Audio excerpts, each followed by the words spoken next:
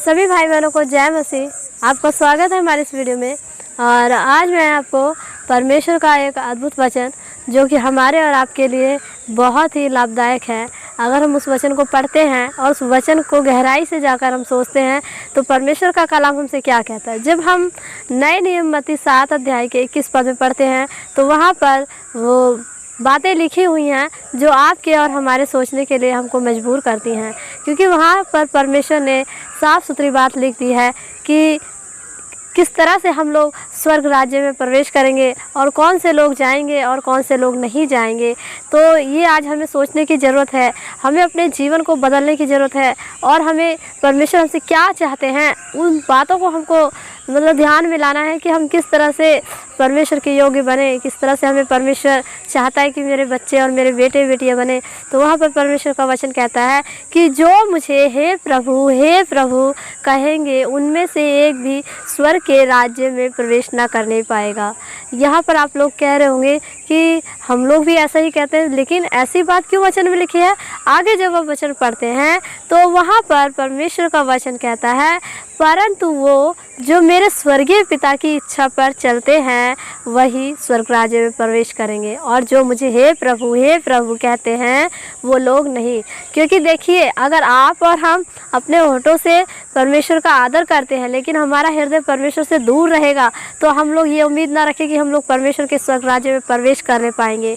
आप लोग इस बात को, इस वचन को पढ़िए। आगे परमेश्वर का वचन कहता है जो मेरे स्वर्गीय पिता की इच्छा, यानी कि हमें परमेश्वर का बार बार नाम लेकर ही बुलाना काफ़ी नहीं है हमारे लिए, लेकिन जो हमारे स्वर्गीय पिता की, परमपिता परमेश्वर की, जो प्रभु यीशु मसीह की जो आज्ञा है, जो इच्छा है, हमें उनको फॉलो करना पड़ेगा। अगर हम परमेश्वर की इच्छाओं पर चलेंगे तभी हम लोग स्वर्ग राज्य में प्रवेश करेंगे। और फिर उसके बाद वचन कहता है अगले स्टेप में कि जो लोग कहते हैं कि हे प्रभु, क्योंकि उन दिनों बहुत से लोग कहेंगे, आज की दुनिया में बहुत से प्रॉफिट हो गए हैं, बहुत सी प्रोफेसियाँ हो रही हैं और बहुत से लोग पास्टर हो गए हैं, बहुत से प्रचारक हो गए हैं, तमाम प्रकार के लोग हो गए हैं, लेकिन हम लोग ये ना सोचें कि हम लोग स्वर्ग राज्य में चले जाएंगे। जो परमेश्वर के कलाम को लेकर, जो परमेश्वर के वचन, जो बाइबल को लेकर चलेगा, जो बाइबल की बातों को लेकर चलेगा, वही इंसान स्वर्ग राज्य में प्रवेश करेगा।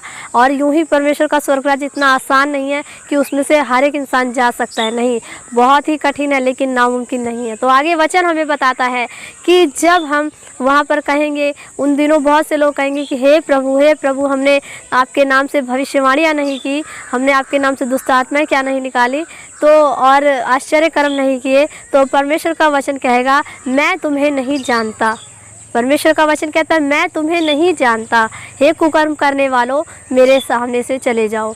आगे आपको बात इसमें ये समझनी चाहिए कि हमारे लिए काफ़ी ये नहीं है कि हम प्रोफेसिया करें, और ये नहीं कि हम लोग प्रार्थना करें और दूसरों के लिए, लेकिन वो चीज़ें हमारे अंदर भी होनी चाहिए। अगर हम खुद फॉलो नहीं करते हैं, क्योंकि चिन्ह और चमत्कार इस दुनिया में बहुत लोग कर रहे हैं, शैतान के द्वारा भी चिन्ह और चमत्कार होते हैं, लेकिन परमेश्वर चिन्ह और चमत्कारों के पीछे नहीं, परमेश्वर सामर्थ्यों में है। परमेश्वर की जो बातें हैं, परमेश्वर की जो आज्ञाएँ हैं, परमेश्वर का जो कलाम है, हमें उस चीज़ को अपने जीवन में लाने की ज़रूरत है। अगर हम उस चीज़ों को लाते हैं और उसके बाद अगर हम प्रोफेसी करते हैं और दुष्ट आत्माओं को निकालते हैं और बीमारों को चंगा करते हैं, तो हमारा खुदा हमसे खुश होता है।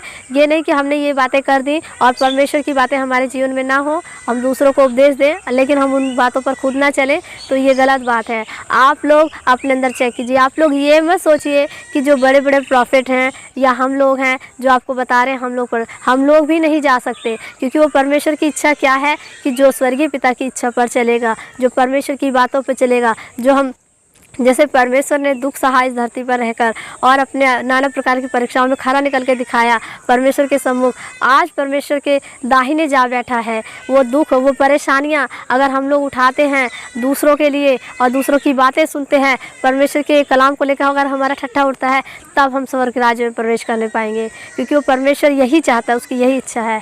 क्योंकि हम लोग अपने आप को दीन बनाएं, अपने आप को परमेश्वर के योग्य बनाएं। परमेश्वर जिस तरह से चाहता है, जिसे नम्र बना परमेश्वर, लोगों लोगों के अत्याचारों को, लोगों की गालियों के बदले गालियाँ नहीं देता था परमेश्वर। इस तरह से जब हमारे जीवन में परमेश्वर की बातें, स्वर्गीय पिता की इच्छा हमारे जीवन में पूरी होंगी, तभी हम लोग स्वर्ग राज्य में प्रवेश करेंगे। यही हमारे लिए काफ़ी नहीं है कि हमने भविष्यवाणियाँ कर दी तो हम बहुत बड़े स्वर्ग के इकलौते अधिकारी हो जाएंगे। नहीं, ऐसा कुछ नहीं हो सकता है। आप लोग ये बात मत सोचिए, छोटे से छोटा, बड़े से बड़ा कोई भी इंसान किसी को भी परमेश्वर अपने स्वर्ग राज्य में बुला सकता है, लेकिन तब जब उसके अंदर परमेश्वर की इच्छाएं पूरी होंगी, तब परमेश्वर की बातें उसके अंदर होनी चाहिए। तो इस वीडियो में आपको इतना ही बताना चाहूँगी कि जो लोग परमेश्वर की इच्छाओं पर चलते हैं उन्हें ही परमेश्वर जानता है, और जो लोग नहीं चलते उन्हें परमेश्वर बिल्कुल नहीं पहचानेगा। तो आप आज से ही आप लोग अलर्ट हो जाइए और अपने अंदर परमेश्वर की इच्छाओं को जानिए, वचन को पढ़िए कि वचन क्या हमें बताता है, परमेश्वर की इच्छा क्या है।